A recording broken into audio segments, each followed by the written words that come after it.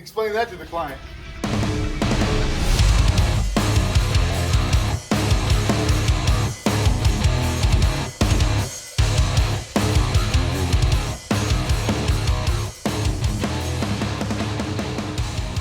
Texas Edge Inspect, we are on location today. I got Gabriel with me. We got Kevin McGuire from BT Grace, and we are checking out this passive house.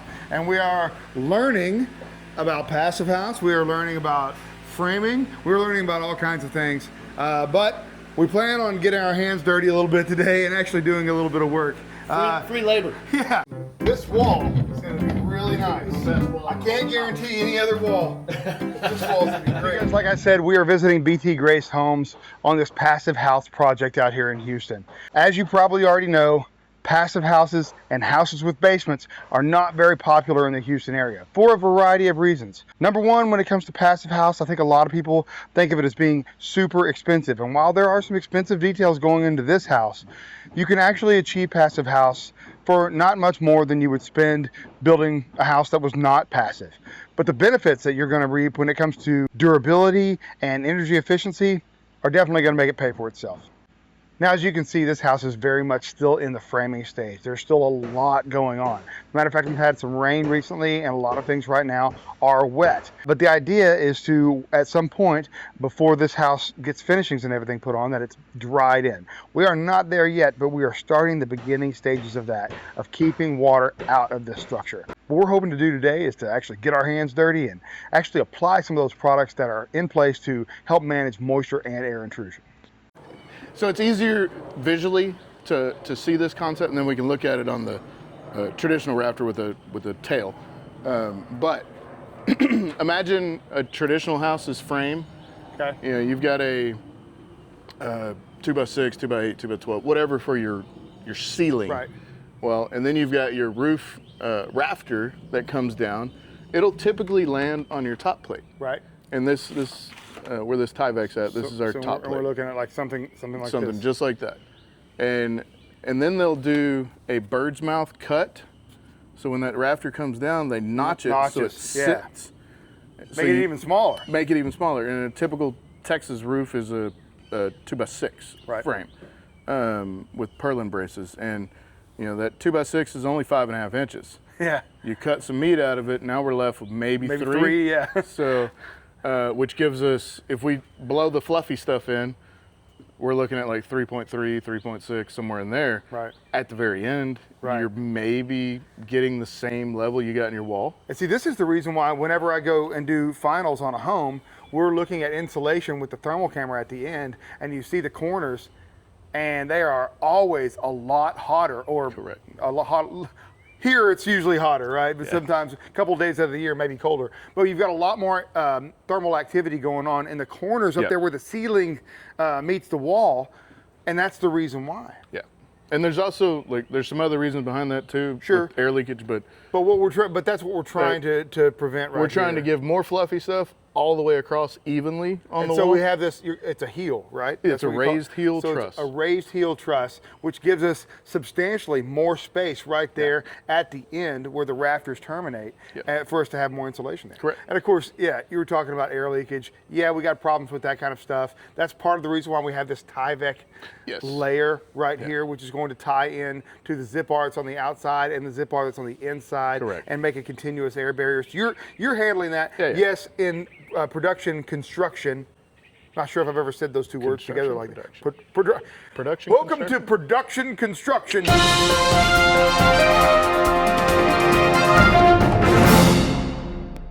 That'd be a good show. Gonna have to coin that. It's a podcast. Anyway, in production construction, we have some air sealing detail problems, for sure, right? I go over all that stuff a lot, which you're covering that kind of stuff today, but really, so adding this space here is all about adding insulation there so that we can continue the same R value throughout the structure. So now we end up, we've got a 2x4 bottom cord, 2x4 top cord, and then our meat in the middle, it's roughly 2.5 inches. So we got 3.5, 3.5, 7, 8, 9.5, on the end. Yeah.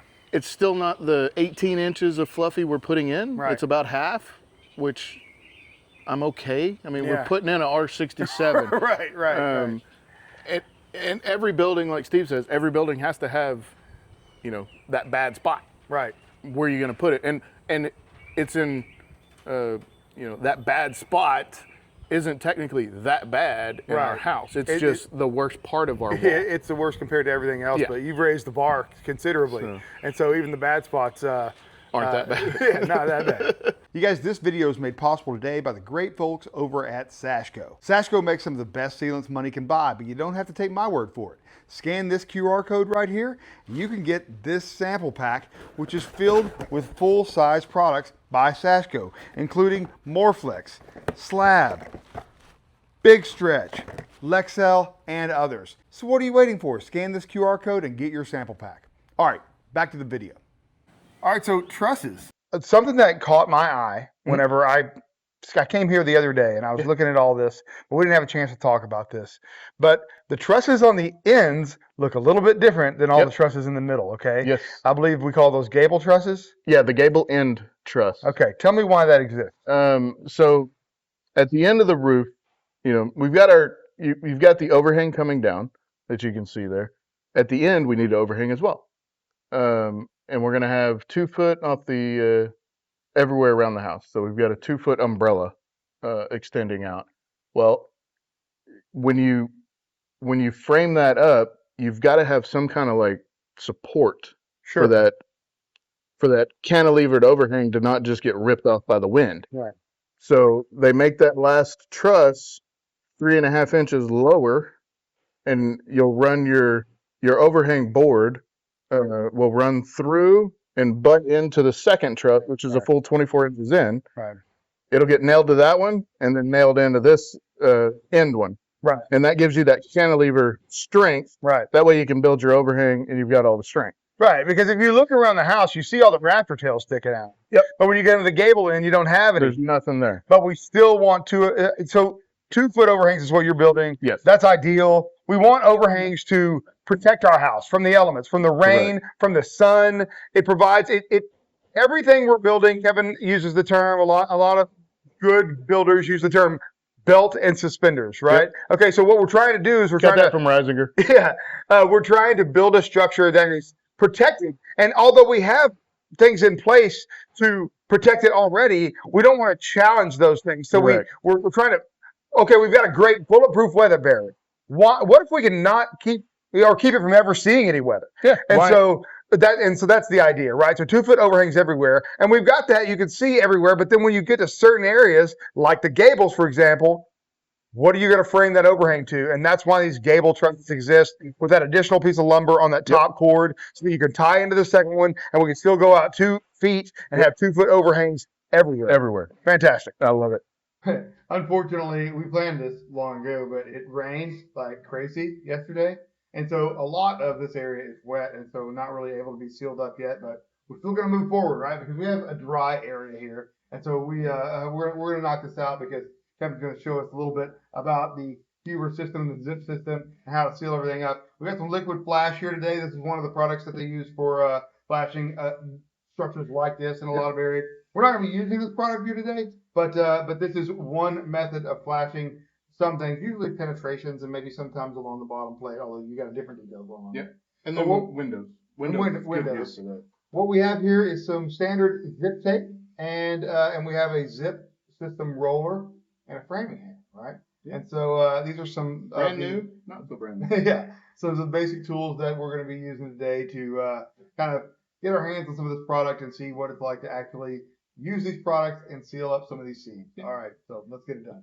So I'm really just looking for anything that catches. Okay, so I'm going to nail. And then if you can hit the nail, it helps. Now it's a little different on this because this is zip R, so it's got some bounce to it. I guess bounce is the wrong word. It's got some recoil. Yeah, it's got a little recoil, but it's gonna, and it's also not gonna. I don't want to compress it too hard because if you bang the crap out of it, you'll leave some dimples, divots. So really just trying to make sure there's nothing. Hit it like you mean it, but not like you want to hurt it. It's more so to make it convenient for us, because when we go in and start rolling this, you know, we take this little white plastic stuff here, that's left over from the nail gun plastic strips, and you just go like that, and it pops it off. Gotcha. Can you tape over it? Yes. Is it in my way when I roll? Because I don't want to stick my hand with the little sharp plastic piece. One thing that's very important about Huber and zip system, if you haven't noticed, it says roll the tape. And it says it in Spanish, and it says it on here in English and in Spanish. And I'm pretty sure it even says it here. Well, it says it on the tape. Yeah, it says it on the tape. Hi. Oi, that's good for him. Our zip system tape roller says roll the tape, English and Spanish on it. It's got the label. But up here on the actual roller, you've got the rubber piece that actually does the work, okay? These metal stamp indentions, that's actually a little Z for zip. They don't do any work, okay? They're not actually helping. What they're doing is giving the person that's rolling a visual indicator that, okay, yes, I did roll that section. And then, you know, when we were doing it, you could see the matte versus shiny. Mm-hmm. So I do want to clarify. You can use this roller 100%. It's great for visuals. If you don't have in your market, you just can't run to Lowe's and get one. This one broke. There are rollers at Home Depot and Lowe's that are, you know, a rubber-ended roller, and you can roll the zip tape with a regular roller, even without the Z's. Because you can visually see it, it's just harder, but you can see where it kind of went into the micro indentions, and then you can see where it's still really shiny. And a lot of times, because we take a little longer on our projects, you know, this has got a 180-day exposure, same with the tape. Ratings. What I've noticed, because we go a little bit longer in the sun, the Z over time will kind of disappear. It's been heated up. Used to, I'd be like, these guys didn't roll it. Like, what the heck? And then I did a job where me and my guys personally did it, and I came back like a month later, and I'm like, I know I did that, and I don't see Z's anywhere except like sporadically. Yeah. And it's the heat, the sun, and it's that acrylic, and it's doing its thing. It's working into the wood, into the surface of the WRD, but the Z kind of just goes away. But you can still tell that it's rolled because you can see, you know, this micro indentions here through the tape. So, but it's very important to roll the tape because it activates the acrylic glue, the adhesive, and it actually makes it grab. This is our trash piece. It's got some leftover, you know, packing material on it. But what I want to demonstrate to you that my Huber rep demonstrated to me whenever we started using it. Okay. So I just stuck it to the wall. So go ahead and take it from me on this corner, and just go ahead and lay it down to the wall. And then, you know, smooth it out just like you were. There you go. And then take the roller, only roll to about here. Leave this top half unrolled. So you can see the little Z imprints. Mm-hmm. That's just showing that you rolled it. And then even better, like you rolled right here. Now you see there's a gap in the middle. Mm-hmm. So what we do when we roll, we'll go, okay, you know, just kind of roll back and forth. Okay. And you can see where you kind of press by hand hard, but you can see areas that you didn't. Yep. It's more matte where you press by hand a little hard. Down here, we can see all the little micro grooves coming through the tape. Yeah. Now, after, I want to say it's 48 hours, it may be a little bit longer, 72 hours. This tape, the acrylics in it, once you put the pressure on it, it'll cure. So it'll be really, really stuck in 48 to 72 hours. Okay. But right now, not even a minute later, peel this part and just feel how it peels off. And then go all the way down and see if you can tell where you started rolling. See where it got really difficult? Yeah.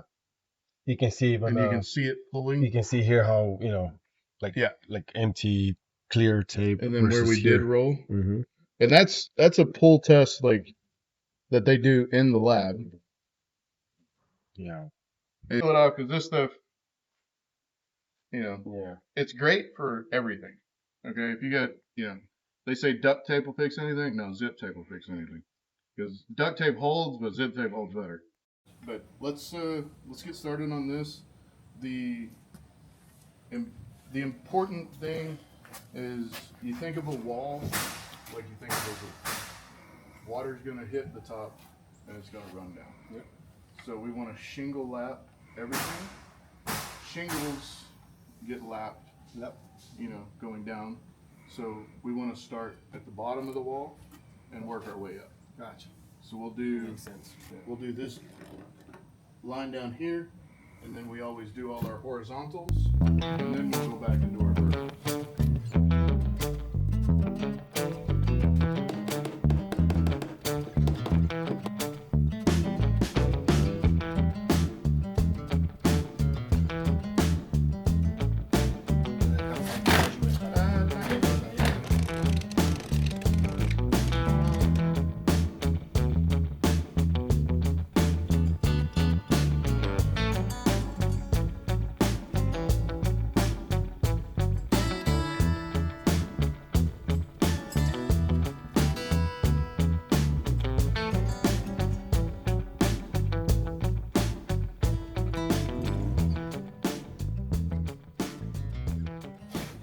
Explain that to the client.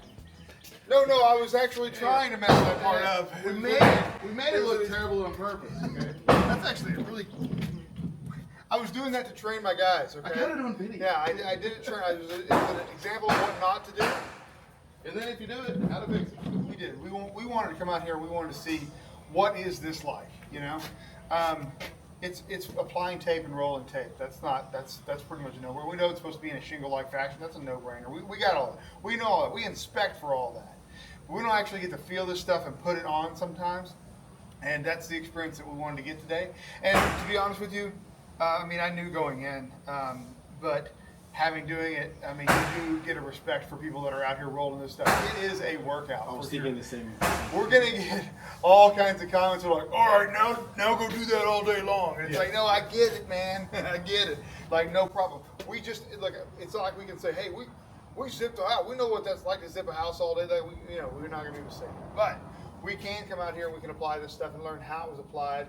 And that is what it's about. It's about earning a respect for these people, learning how it's done, learning what it looks like when it's done right, so that we know what to see, what we're looking for whenever we're doing these inspections. We know what it looks like when it's done right, so that we can apply that knowledge when it's done wrong. Call it out. All right, so maybe we didn't get our hands as dirty as I maybe mentioned, but the rain kind of held us up a little bit. But we did get to learn a whole lot about this passive house build, and we got to learn a lot about the Huber products that we're using, such as Zip R and such as Zip Tape, how to apply those products. So that was kind of fun, something we don't get to do all the time. But you guys, we got other jobs to get to, so we're going to get out of here. Texas Edge Home Inspections, call us and we can inspect you.